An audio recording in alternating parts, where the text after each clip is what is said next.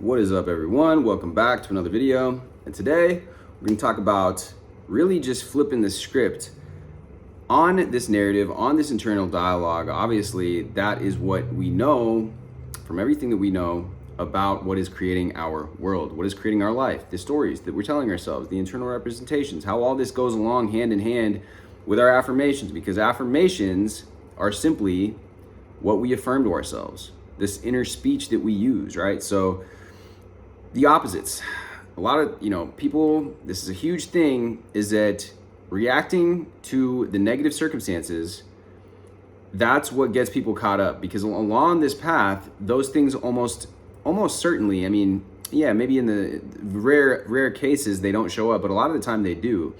And you might have seen a lot of these videos online too about like, this is when the universe tests you and stuff, and it's like this esoteric art, and it's like the universe tests you right here.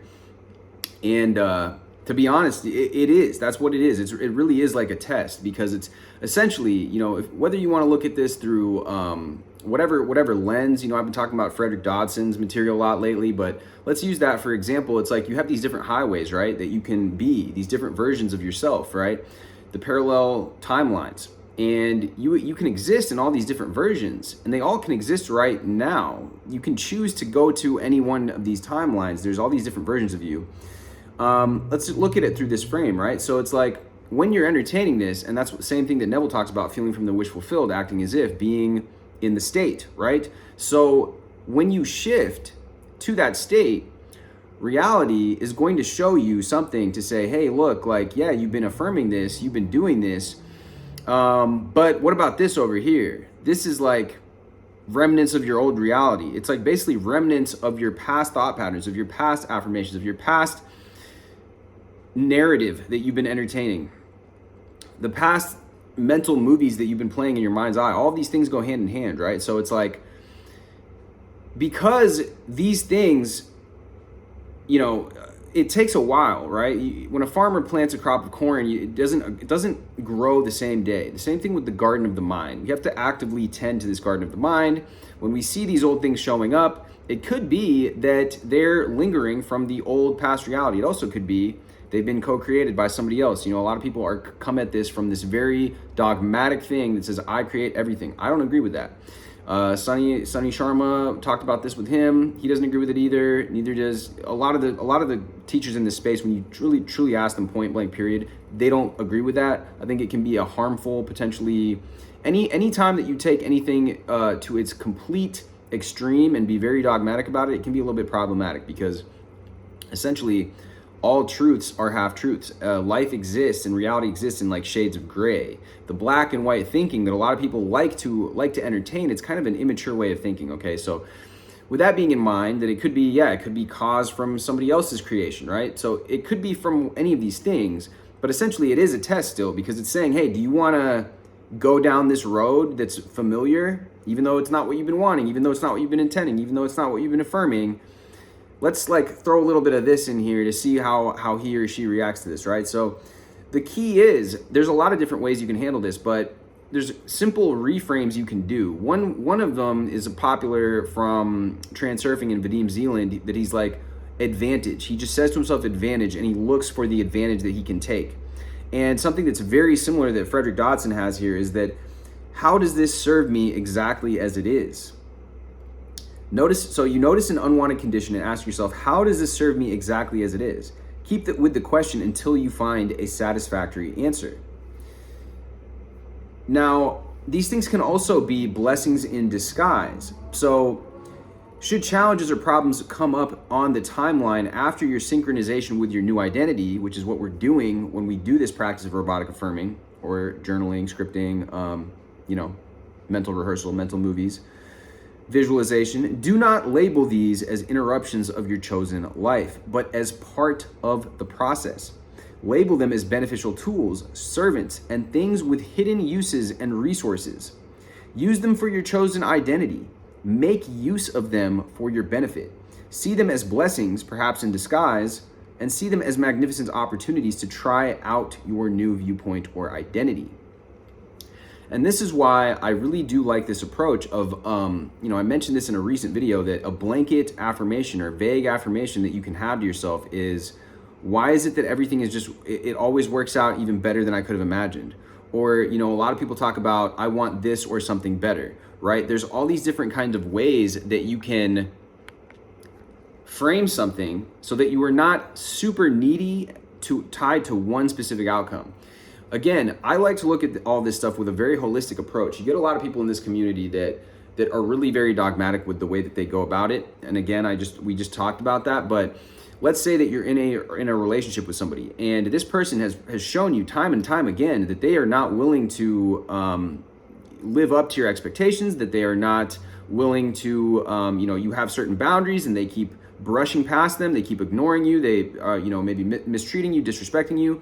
Maybe you've held firm in that belief, right? You've held firm in your vision of having this harmonious relationship with this person, but people will show you who they really are. And so I would say, that's an example of a caveat to this. If you want to attract somebody who is virtuous, who has integrity, who does what they say that they're going to, who is a man or a woman of their word, and who has values that are in alignment with your values, somebody that you really truly see that you could have a relationship with, then your own self-respect is going to kick in at a certain point, and you're going to, that idea, that visual, or that vision that you have of yourself in your life and your relationship, that should trump any one specific circumstance, or in this case, specific person.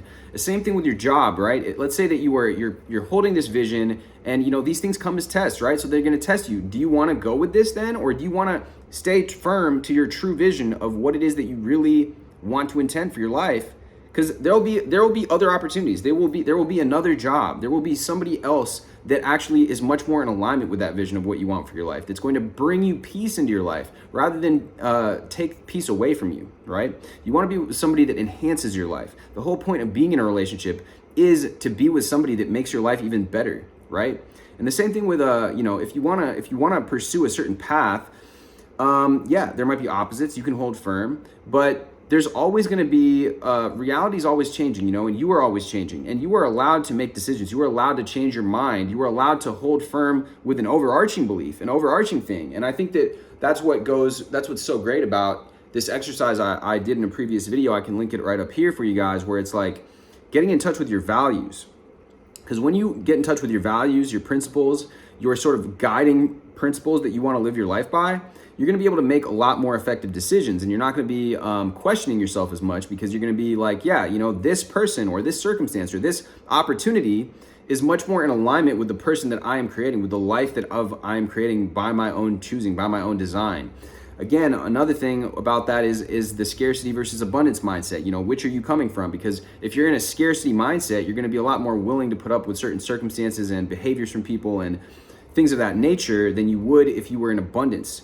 And living in abundance is, obviously, it manifests itself in the 3D, but it also comes in a lot of the stuff that we've been talking about lately, identifying with that new viewpoint. And when you begin to affirm these things, these blanket affirmations that I gave you guys, I'm always winning at life, things are always working in my favor, people always love me, people treat me with respect. Everywhere I go, I'm always receiving positivity. I'm always giving off positive vibrations. And the same thing is getting reflected back to me in my reality, right?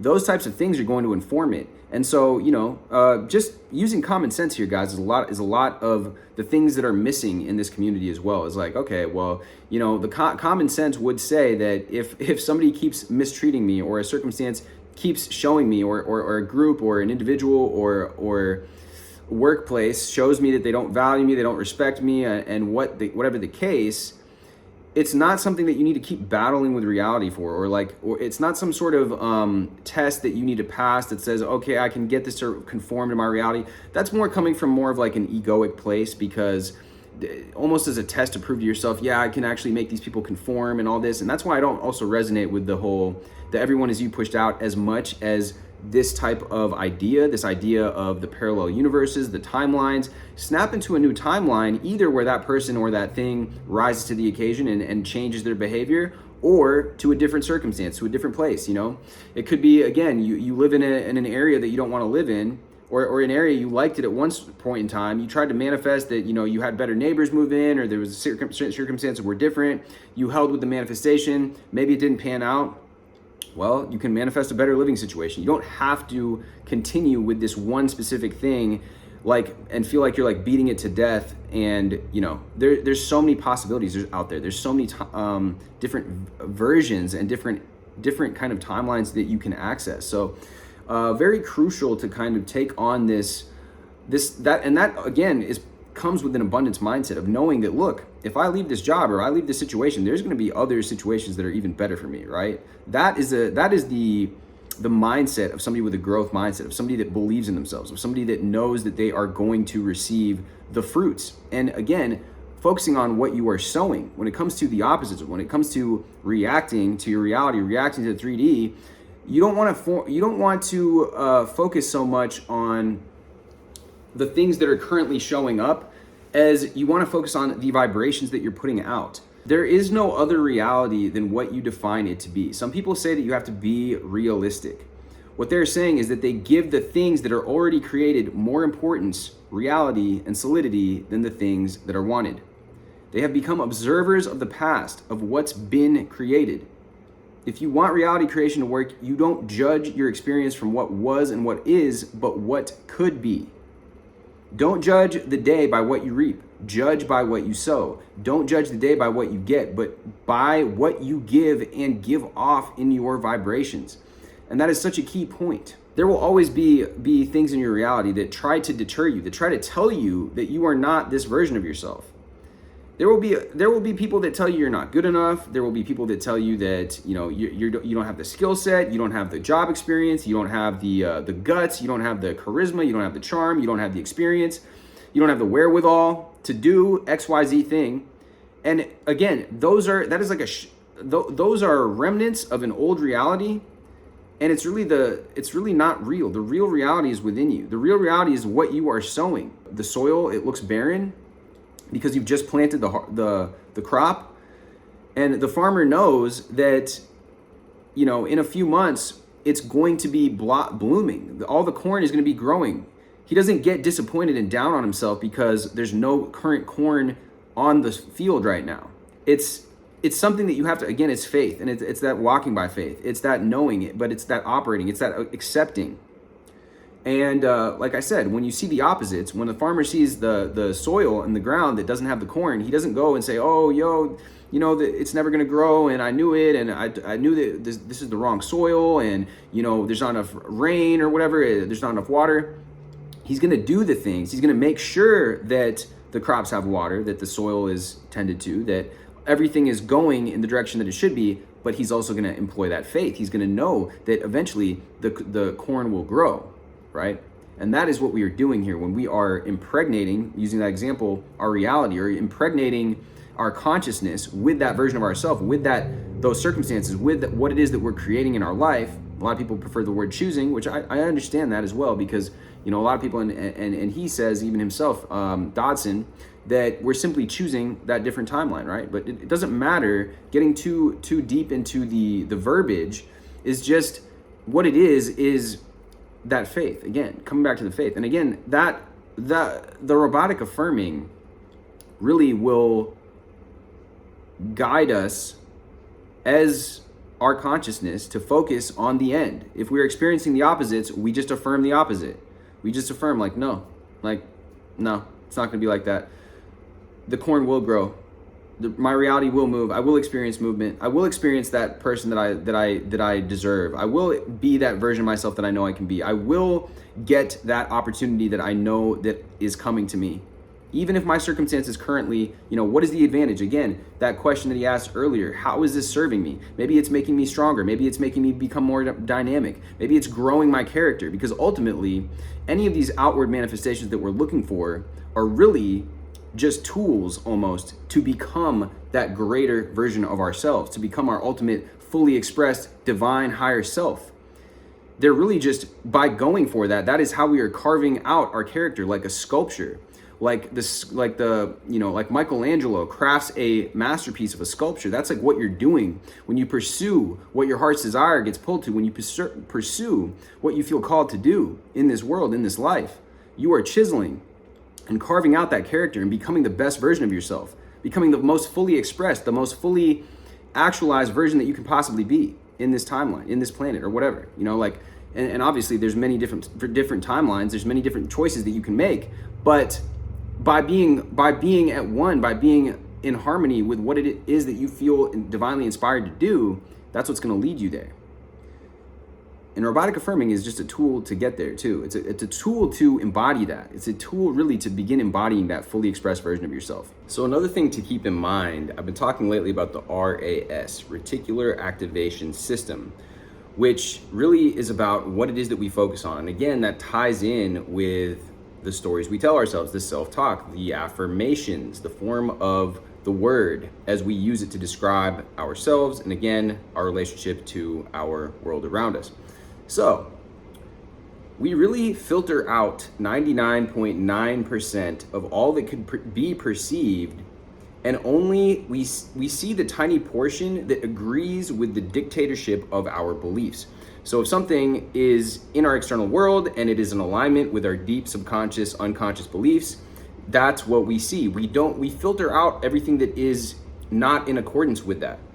And so this is one way that we are really, you know, the observer effect is being engaged by this. The way that we see things is really actually shaping the external in a fashion, in a form. So like a TV contains all programs, you contain all realities and merely have to switch to the channel to receive something new. Once you shift your identity and you engage with this new story, everything changes. Your surroundings may look the same, so you might say, what do you mean everything changes? I just shifted my viewpoint, opened my eyes, and here I am still at the same place. To which I would respond, it may look like the same place, but it's not. It's a parallel world. You've entered a new timeline and a new dimension. Your surroundings will start corresponding to that, even if it looks the same at first. Your identity will automatically attract other scenarios, backgrounds, and places.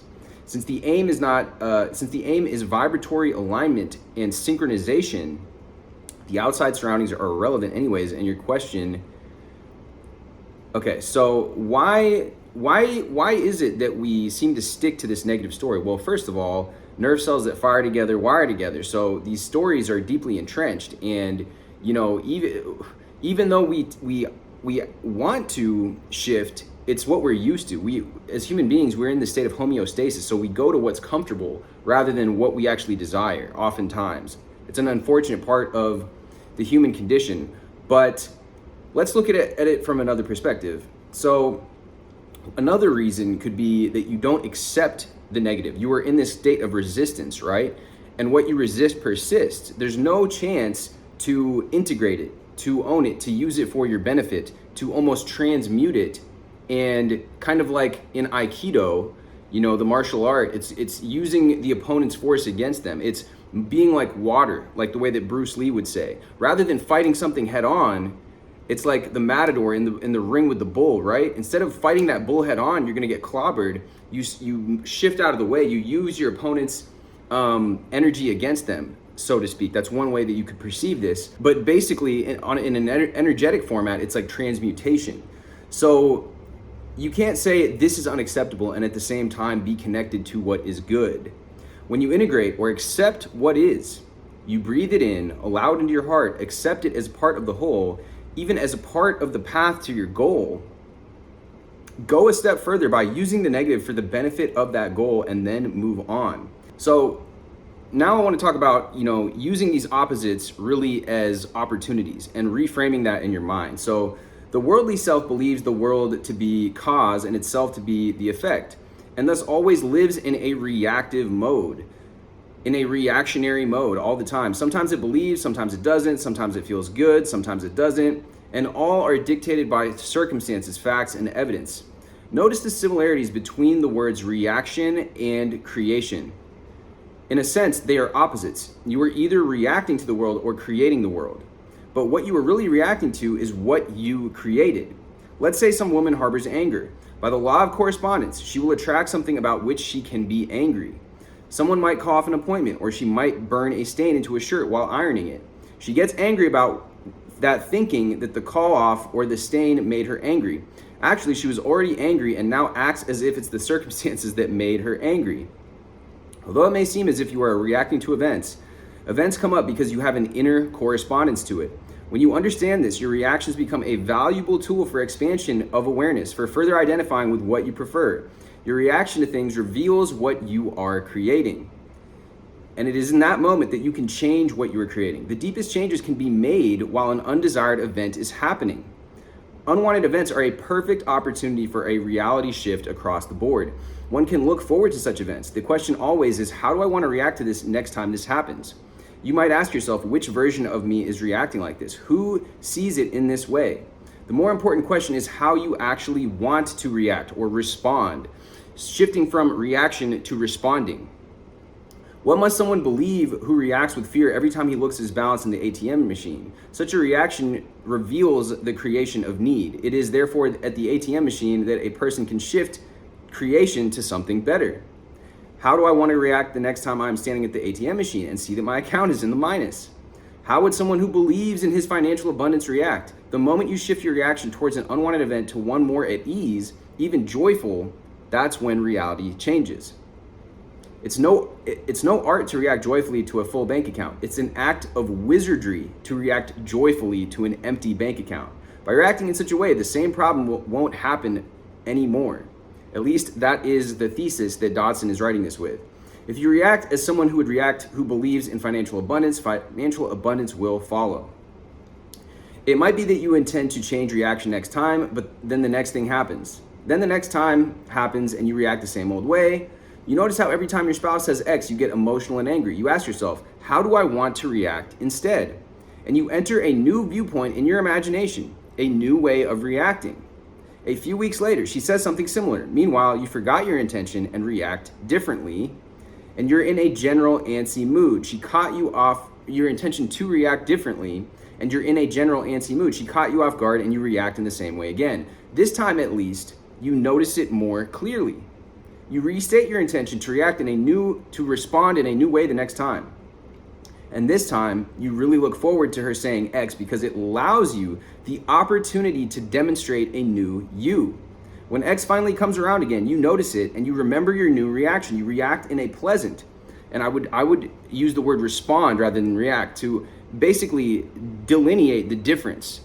Reacting is almost like this uncontrollable reaction that you can't control, right? Responding is responding in a way that you choose. So you respond in a pleasant, understanding, or even humorous way. Your spouse may be puzzled at the unexpected response, since there's nobody fighting against it anymore. You will never hear X from her the same way again. Please repeat stuff until it's acknowledged. You have just shifted your reality in a major way. As long as you react to events the same way, they will keep happening in many variations. This is one of the greatest secrets of life, and it will take care of most of your problems. So I'm going to go through one more example. Let's take another example. A woman harbors the belief that men treat her badly or that men are unappreciative. There will be a good reason she holds on to this belief, some secret payoff, as is the case with all beliefs we think are negative. But as long as she does not accept her facts and just another belief, she will filter out any reality that doesn't match her belief and eagerly zoom in on anything that confirms it. A guy doesn't call her back when she expected because he's not feeling good or is extremely busy, and she will think, well, yeah, that's how men are. A man, on the other hand, who tells her how much he appreciates her, she wouldn't take seriously because he does not correspond to the requirements of her belief. This is so powerful, guys, because her RAS, again, is filtering out good men or filtering out men that actually are healthy, that actually would provide her with a positive, healthy, growth-minded relationship. And she's seeking out the behavior in her mind. Her blueprint is men are unappreciative, men are pigs, or whatever that story is she's telling herself, or men are this way based off of, the way that my father and my mother interacted, or based off what my mother told me, or based off what I saw on TV, or based off some other story that she latched onto. And so now she's filtering out all of the other stuff, all of the evidence to the contrary. And she's only going to get more and more evidence to prove her belief right, that she can't have good relationships, that men are this, that relationships go sideways, whatever it might be. So yeah, she won't take him seriously because it does not respond to the requirements of her belief. Some people will dismiss this as nonsense, and some will view it as therapy, some will view it as the truth, but people will adapt to it what they believe. Anything that supports our fixed beliefs that we agree with, defend, search out, and need. That is so, so true. You see how people get, and that's why, certain subjects such as politics or religion or whatever, and even relationship type topics become so heavily and emotionally charged with people because they've wrapped up their identity with their beliefs, right? And they hold on to them so strongly and filter out anything that doesn't match up with those beliefs. Anything that contradicts our beliefs, we ignore, deny, trivialize, misinterpret, or don't even perceive. Beliefs do not only filter our perception, as taught in many psychological schools, but also filter out complete realities. You might recall the tales related by Columbus and others of how indigenous tribes did not perceive certain objects of the Europeans until they were described and explained to them. One tribe did not perceive a captain's ship, only the accompanying small boats. Why? They knew of small boats, but a big ship did not fit their belief system. A tribe member did not see anything but dots when shown a photograph until someone explained that the photo depicted humans. Tales of this phenomena abound. Any event or circumstance is a door to different versions of that event, depending on the observer. Most people will perceive what the masses have agreed upon, but even among individuals, the event will be interpreted and experienced many different ways. This means you can experience many different versions of an event if you want. All it requires is a corresponding observer and a corresponding viewpoint.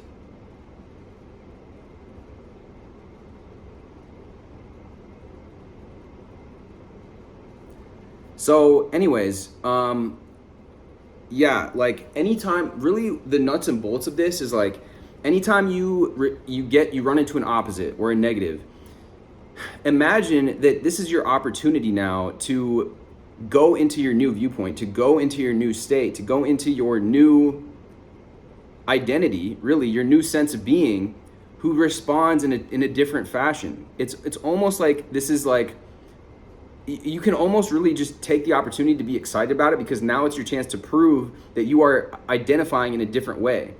And again, much like in the example with the spouse, the people around you might be puzzled. They might be shocked. They might be like, what? Because you've really kind of like Dodson's saying, you've really kind of shifted into a different timeline by doing this. The old version of you is so caught up in that pattern that it was almost like a pre-written script. It's almost like the movie role has already been created, but you're shifting film roles by acting in this new way. When reality, or the 3D, or some external, some person in your external environment throws some stuff your way, and you respond in a completely unexpected manner, in a completely way that completely flips the script. Now you're really shifting realities. Anyways, guys, I hope that this has been valuable to you. A little, few different examples here, and a reading from Parallel Universes of Self to really understand how we can start getting excited about these opposites when they show up.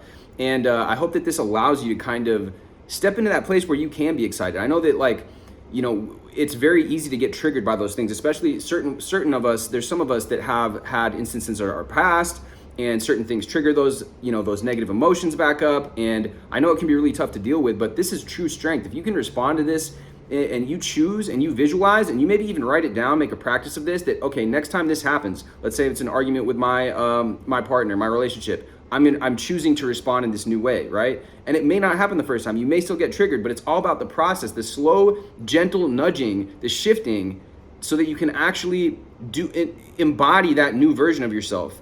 And again, this goes into the stories that we create, but for this particular thing, identifying it and even writing it down, I think could be very, very helpful, because now you're like really making this intention. There's a power in writing things down, that's for sure. I often recommend people, as well. I think that whatever you are choosing to robotically affirm, you should also write that down. That's really going to amp up your affirmations. By having it written down, you can read it, you can recite them, you can look at them down in a list. And just really also like having the date that you created them on is useful too, because you're like, okay, now I know that I created these affirmations on June 2nd, and now I have been officially doing them. Now it's July 4th, and I've been doing them for a little bit over a month now, right?